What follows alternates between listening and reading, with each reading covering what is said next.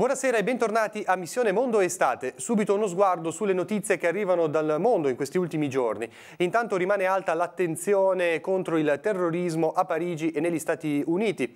Infatti a Parigi, lo ricordiamo, sono stati uccisi 2 agenti vicino alla capitale, mentre in America c'è ancora molto orrore per la strage di Orlando che ha provocato una cinquantina di vittime. I 2 paesi concordano sull'impegno a cercare di evitare ulteriori attentati.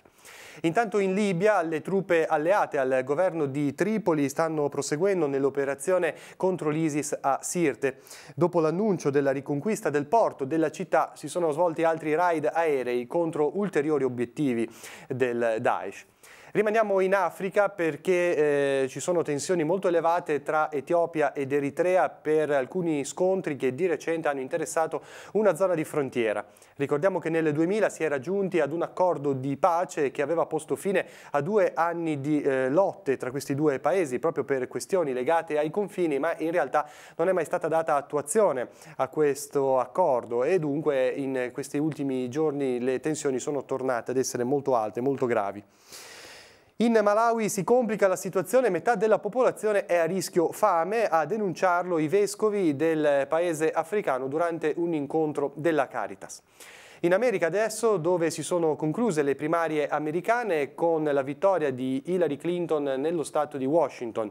L'annunciato faccia a faccia tra i 2 candidati del partito dell'Asinello si è svolto nella capitale americana dopo la chiusura delle consultazioni, questo per fare fronte comune ed essere uniti alle elezioni di novembre contro i repubblicani. In Afghanistan, questa è l'ultima notizia, c'è stato forse il rapimento di una cooperante cattolica di origine indiana. Questo ci porta a parlare dei tanti cooperanti, ma anche dei missionari, dei religiosi, dei laici che ogni anno scompaiono o trovano la morte per portare nel mondo il Vangelo. In particolar modo affrontiamo il dossier che come ogni anno viene pubblicato dall'agenzia Fides proprio sui missionari che vengono uccisi. Nel 2015 sono scomparsi 22 testimoni del Vangelo. Si tratta di operatori pastorali, come dicevamo, sacerdoti, religiosi, laici, uccisi da criminali oppure da estremisti. Su questo vediamo il servizio. La scia degli operatori pastorali uccisi rivela in questa fase storica dell'umanità una recrudescenza inaudita, scrive Fides. Sembra non avere eguali nella storia perché è in atto una persecuzione globalizzata. Infatti i cristiani uccisi in quest'anno, che l'agenzia puntualmente registra, appartengono a 4 continenti. L'America già da 7 anni consecutivi al triste primato con 8 operatori pastorali uccisi, segue l'Asia con 7, l'Africa con 5 e infine anche l'Europa con 2 sacerdoti in Spagna. Questi numeri sono solo la punta di un iceberg della persecuzione globale contro i cristiani che, come già si legge nella lettera di Ognieto, amano tutti e da tutti sono perseguitati. L'ISIS, Boko Haram, la discriminazione in vari paesi dove la religione è un affare di Stato rendono arduo ed eroico essere cristiani, soggetti ad attentati e a stragi. È necessario che Cristo sia in agonia sino alla fine del mondo, quando vi sarà il regno di giustizia e di pace, commenta ancora Fides. L'agenzia con questo dossier e con la puntuale informazione sulla persecuzione mira a portare alla luce questi drammi dell'umanità al fine di risvegliare la coscienza di tutti gli uomini di buona volontà per la costruzione di una società più giusta e solidale. Secondo le informazioni raccolte dall'agenzia Fides, nell'anno 2015 sono stati uccisi nel mondo 22 operatori pastorali. Il numero più elevato, come detto, si registra in America. Dal 2000 al 2015, secondo i dati in possesso dall'agenzia, sono stati uccisi nel mondo 396 operatori pastorali, di cui 5 vescovi. Nel 2015 sono morti in modo violento 13 sacerdoti, 4 religiose, 5 laici. Secondo la ripartizione continentale, in America sono stati uccisi 8 operatori pastorali, 7 sacerdoti e una religiosa. In Africa sono stati uccisi 5 operatori pastorali, 3 sacerdoti, una religiosa, una laica. In Asia 7 operatori, un sacerdote, 2 religiose, 4 laici. In Europa sono stati uccisi 2 sacerdoti, come detto, quelli avvenuti in Spagna. Come sta accadendo negli ultimi anni, prosegue Fides, la maggior parte degli operatori è stata uccisa in seguito a tentativi di rapina o di furto, compiuti anche con ferocia, in contesti che denunciano il degrado morale, la povertà economica e culturale, la violenza come regola di comportamento, la mancanza di rispetto per la vita. In queste situazioni, simili a tutte le latitudini, i sacerdoti, le religiose e i laici uccisi vivevano nella normalità quotidiana la loro testimonianza, amministrando i sacramenti, aiutando i poveri e gli ultimi, curandosi degli orfani e dei tossicodipendenti, oppure seguendo progetti di sviluppo o semplicemente tenendo aperta la porta della loro casa. E qualcuno è stato ucciso proprio dalle stesse persone che aiutava, rileva Fides, che riporta un passaggio dell'Angelus di Papa Francesco del 26 dicembre scorso.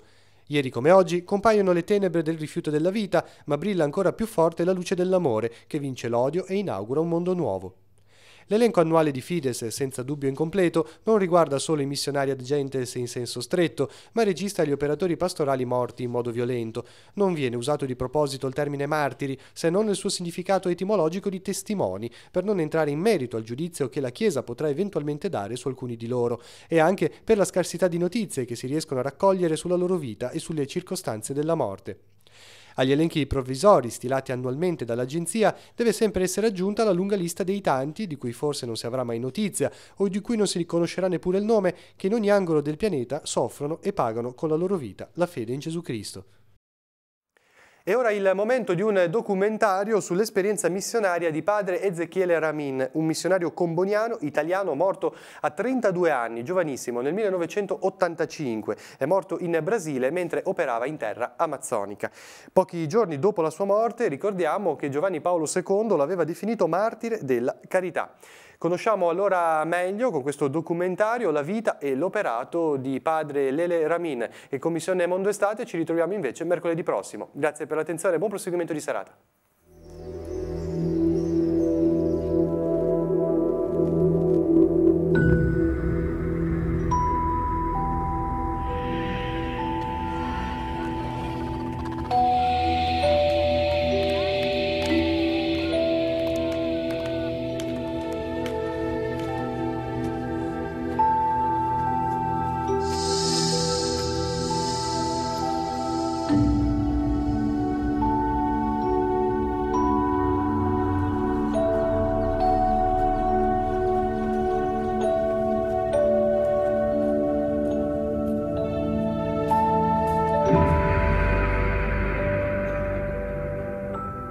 Padre Ezequiel Ramin ingressou na Diocese de Ji-Paraná nos primórdios da sua história.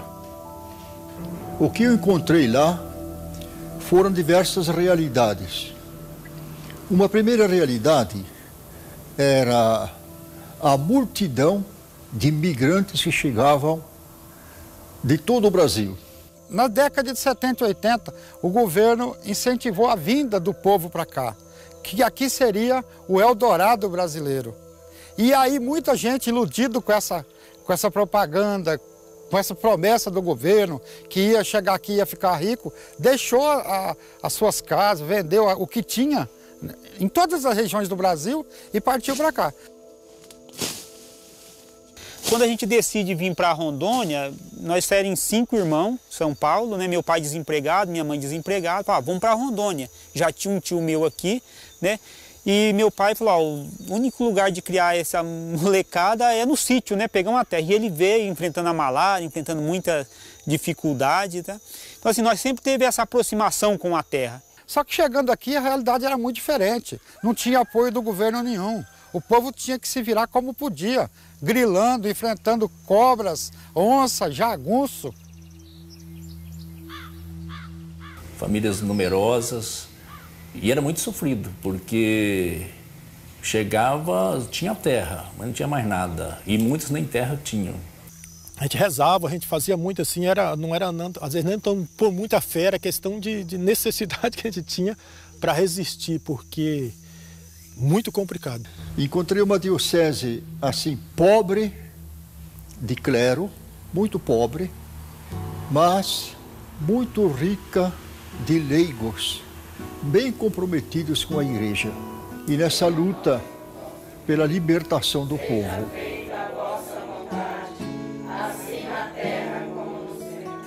A primeira coisa que a gente chegava quando se instalava na localidade era formar um grupo, rezar o terço ou construir uma igrejinha para a gente se reunir aí aos domingos.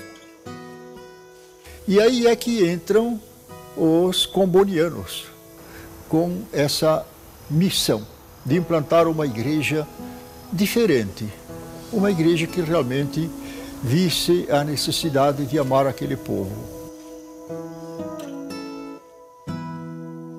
O padre Ezequiel, ele chega nesse ano de 84 e ele é designado para a comunidade de Cacoal. Foi muito interessante quando ele chegou em Cacoal, porque era um padre muito jovem, bonito, cheio de expectativa, cheio de vida, cheio de muito ansioso, querendo trabalhar. Primeiro, ele queria ser missionário nos mais pobres, nos mais abandonados. Essa era a palavra, eu digo, e onde estão? Porque temos que ser concretos. A mim me mandam lá e eu vou buscar eles. Ele tinha muita sede, ele tinha muita vontade, mas o momento estava muito perigoso e, de repente, essa juventude aflorada de vontade de trabalhar dele poderia trazer algumas consequências. Então, a gente tinha essa preocupação. E eu lembro que eu falava, Ezequiel, tranquilo, paciência. E ele, não, eu resto. E ele fazia seu esquema de oração e ele seguia ao pé da letra, porque ele é muito intelectual. E foi nessa época que eu conheci o padre Ezequiel. O padre Ezequiel era um padre jovem que veio aqui, muito inteligente. Ele se aprofundava, ele lia e nós dizíamos para ele, vamos devagar, porque nós temos ainda muito terreno. Então, se a gente ir devagar, nós vamos conseguir chegar lá. Era corajoso. Ele gostava de ir adiante e empregava todas as suas qualidades para a causa do Evangelho. A lembrança que tem dele que sempre ele vinha, podia celebrar lá em casa, então na hora do almoço, a gente chamava o presidente junto também. A gente tem a lembrança dele que aí aqui pó de serra, essas madeiras roliças do mato. E tem serrador aqui já? Aquilo é uma lembrança que não me tira da minha mente. Trazia o violão dele, cantava algumas músicas italianas, depois de celebrar a missa com o povo, né? Gostava de conversar com o povo, era muito popular, muito carismático. Igual tipo padre, rezava e voltava, estava ótimo para eles. Não abrisse a boca na questão de política ou questão de qualquer coisa, não podia mexer para nada, né? Então era isso, né? Não podia sair fora nada. Antes tinham atirado nele. Ia de cavalo e ele escutou os tiros, mas nunca falou nada. Era uma terra sem lei e que mandava, eles tinham o costume de dizer assim, matavam hoje e deixavam o outro amarrado para amanhã, né? Mas era muito normal esse tipo de coisa, né? O pessoal que participava da celebração da comunidade fazia parte da pistolagem. Os homens que iam conquistar a terra e outros que iam para trabalhar para o fazendeiro era do mesmo lugar. Não era nem jagunço, era trabalhadores também que ganhavam dinheiro a mais para tirar poceiros, né? O povo sempre usado pelo fazendeiro naquela época tão difícil. Dentro do estado do Mato Grosso, na divisa com o estado de Rondônia, a fazenda Catuva era enorme e lá se implantou um grupo de gente sem terra que estava ameaçados de morte. O padre Ezequiel foi a pessoa que chegava aqui com nós nas comunidades e aconselhava todo mundo, sempre defendendo os pequenos, né?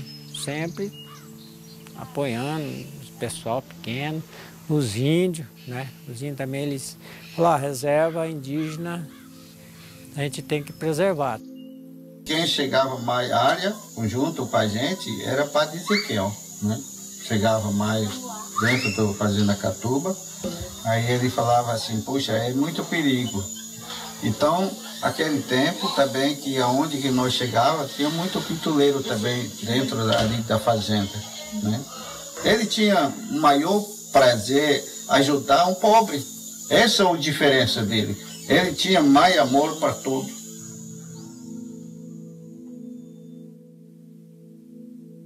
Eu cheguei em casa, era uma meia-noite, de uma comunidade celebrando.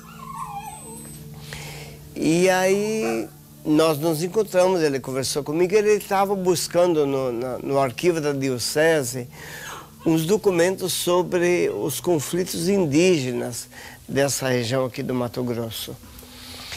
E aí ele pediu se eu atendesse ele em confissão. 3 dias antes da morte dele, nós sentamos, toda a equipe sentou, e como eu ficava ali no escritório paroquial e eu estava recebendo todo mundo ali, sentamos e conversamos. Olha, essa semana vamos nos tranquilizar. Foi essa conversa, até porque o Dom Antônio, o bispo, já tinha passado essa informação e essa instrução para que as igrejas, e principalmente Cacoal, que estava vivendo um conflito, que ela se recuasse, ficasse tranquila e esperasse o momento.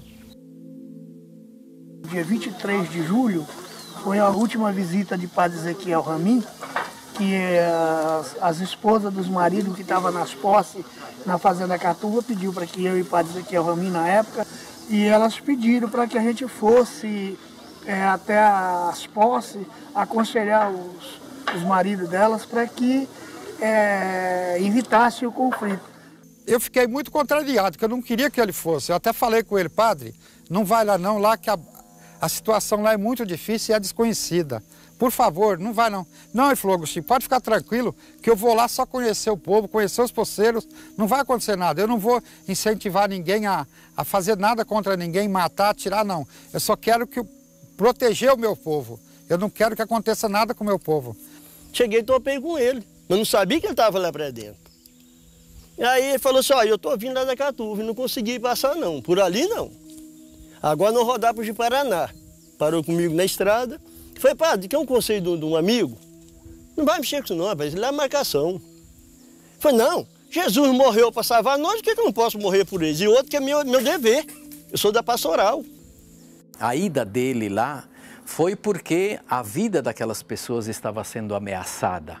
E ele não foi lá para brigar ou para discutir a questão, mas também para ajudar aqueles poceiros que estavam lá reunidos, para que eles até saíssem do local por causa do perigo. Então, o que o Ezequiel demonstra é um amor muito maior que vai além da questão agrária, da questão política, da questão de terra, mas é o amor de Deus que ele manifestava pelas pessoas. Então, acho que o Ezequiel é testemunha desse amor de Deus na causa da vida por eles.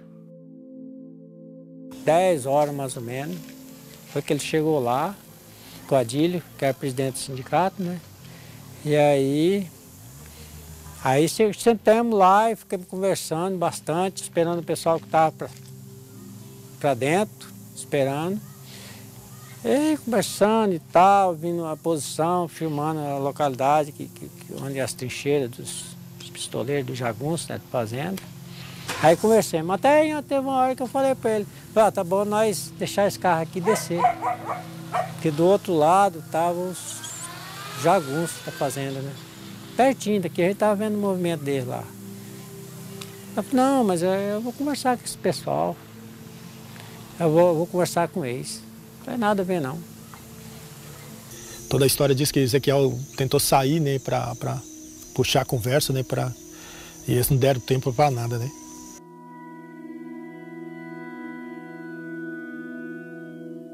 Eles estavam no Gugel, quando subiam esse local, deram de cara com os jagunços.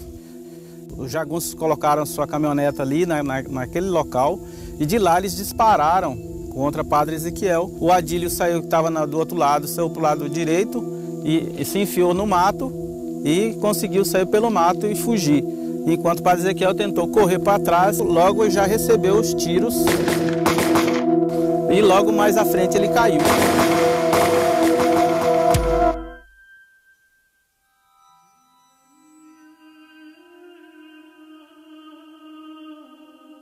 Naquele momento, eu imaginava que ele tinha apenas sofrido o atentado, mas não tinha sido morto. Poucos minutos, né, acabamos de chegar aqui, poucos minutos, veio a notícia de que ele tinha morrido. O Adílio já tinha, né, encontrado pessoas, enfim, já tinha comunicado sobre o atentado. E aí, logo em seguida, já nos comunicaram que havia encontrado o corpo e que ele estava morto.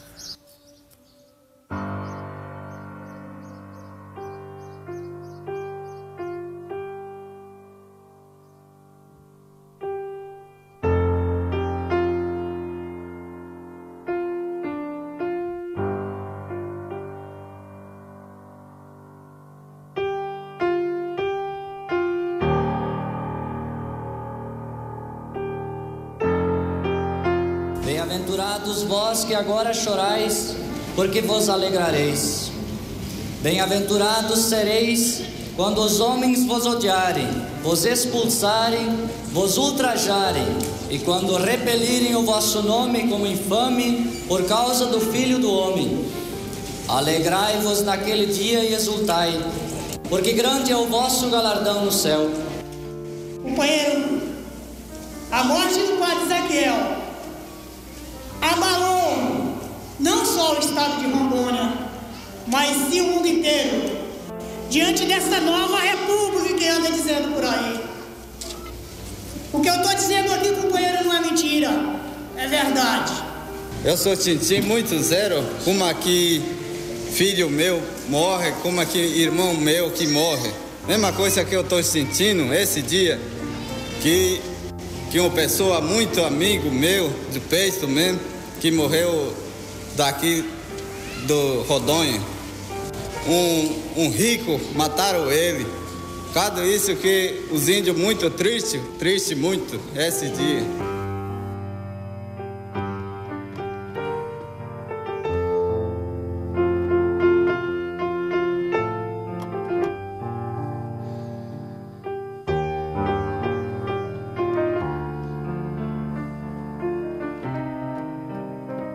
Aquela foto do Ezequiel caído no chão, todo perfurado de balas, aquilo me impactou muito. E aquele sentimento misturado com uma certa indignação, ou com muita indignação, é que me levou a compor o Pai Nosso dos Mártires.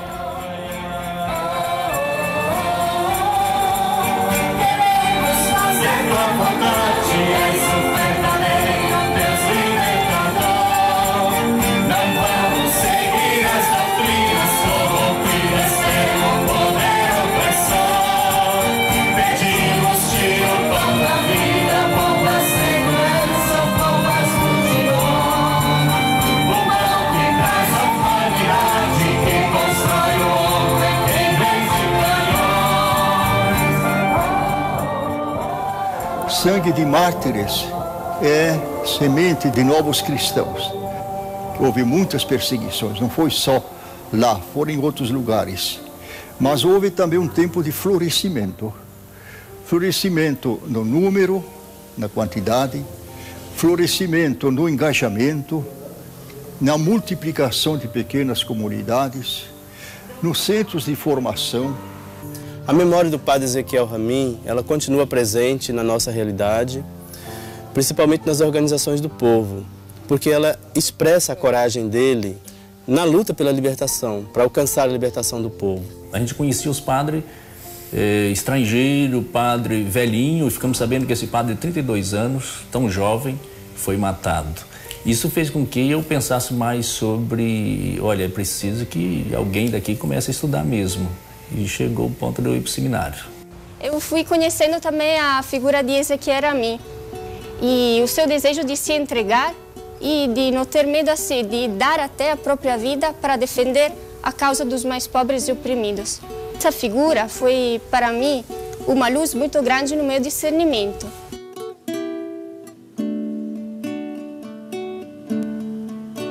O seu olhar pairou por sobre os pobres, os injustiçados, presas do patrão. Povo sem terra e sem lugar na terra, e povos indígenas sem o próprio chão. E foi chamado a semear justiça, esperança e vida, sendo a Deus fiel.